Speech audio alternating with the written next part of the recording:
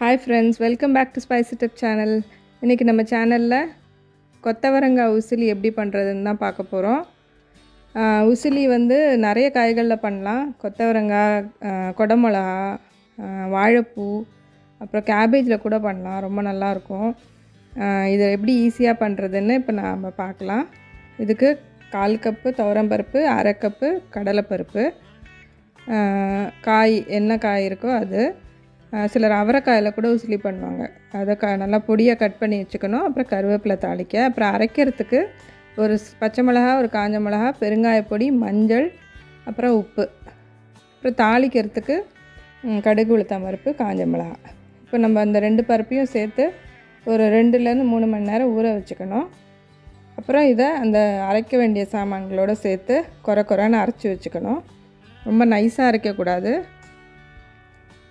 இப்போ ஒரு பேனில் ஒரு இட்லி தட்டை வச்சு அதில் நம்ம அரைச்சிருக்கிற பருப்பை வேக வச்சுக்கணும். இது ஒரு 10 நிமிஷம் வெயிட் போடாமல் நல்லா வேக வச்சுக்கணும். இட்லியெல்லாம் வேக வைக்கிற மாதிரி ஆவியில் வேக வச்சுக்கணும். பாருங்கள், நல்லா சூப்பராக வெந்துருச்சு. இப்போ இதை ஆற வச்சுக்கலாம். ஆற வச்சுட்டு அதுக்கப்புறமா நல்லா உதுத்துக்கணும். நல்லா பவுடர் மாதிரி நல்லா உதுத்துக்கணும்.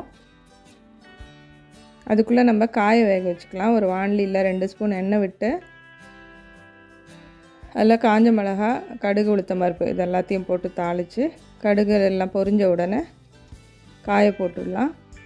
இதிலே கருவேப்பிலையும் போட்டுட்டு கொஞ்சமாக உப்பு, காய்க்கு வேண்டிய உப்பு, நம்ம பருப்பில் ஏற்கனவே கொஞ்சம் உப்பு போட்டிருக்கோம். இப்போ இதில் கொஞ்சம் லைட்டாக உப்பு போட்டு 1/4 டம்ளர் தண்ணி விட்டு மூடி போட்டு வேக வச்சுக்கணும் காயை.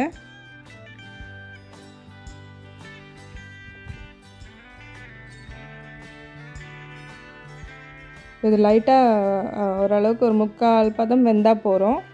ஏன்னா நம்ம வந்து குழைய விட்டுட்டோன்னா உசிலியில் காய் எங்கே இருக்குன்னே தெரியாமல் போயிடும். இப்போ பாருங்கள், நான் 1/4 டம்ளர் தண்ணி தான் விட்டுருக்கேன்.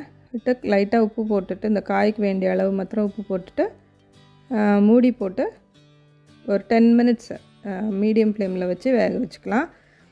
இப்போ இந்த வெந்திருக்கிற பருப்பு நல்லா ஆறிடுச்சு. இதை நல்லா உதுத்துக்கணும். பார்க்குறதுக்கு கொஞ்சம் ஹார்டாக இருக்க மாதிரி இருக்கும். பட் நீங்கள் நல்லா ஆறினப்புறம் உதுத்தா நல்லா உதுக்க வரும். பாருங்கள், கொஞ்சம் ஹார்டாக இருக்கிற மாதிரி இருக்குது. பட் நல்லா உதுத்திங்கன்னா நல்லா பவுடர் மாதிரி நல்லா வந்துடும். இப்போ இது எல்லாத்தையும் நல்லா அந்த மாதிரி உதுத்துக்கணும்.